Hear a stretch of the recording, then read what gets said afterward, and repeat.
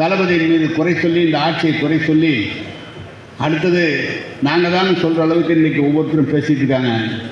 இன்றைக்கு திருச்சியில் இந்த அறிவாலயத்திலேருந்து சொல்கிறான், மீண்டும் தளபதி அவர்கள் தான் இந்த நாட்டுடைய முதலமைச்சராக வர முடியும். நிறைய பேர் சொல்லியிருக்கிறார்கள். நீங்கள் எதிர்கட்சி தலைவர்கள் பேசுகிறார்கள். இன்றைக்கி அதிமுக சேர்ந்தவர் மற்றவர்கள்லாம் பேசினாலும் நடுநிலையாளர்கள் டிவியில் டிபேட்டில் பேசுகிறவங்களாம் சொல்கிறாங்க, தளபதி தான் வருவாருன்னு எல்லாருமே சொல்கிறாங்க. நம்ம கட்சி சொல்ல, அவங்களே சொல்கிறாங்க. அதுக்கு ஒரு முதல் படி தான் திருச்சியில் நடைபெறுகிற இந்த கூட்டம்.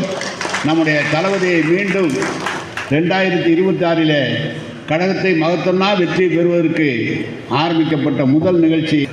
எவ்வளவோ சிரமங்களை ஏற்பட்ட இந்த கழகத்தை தலைவர் அவர்கள் வளர்த்து காப்பாற்றினார். தளபதி அவர்கள் உருவாக்கினார்.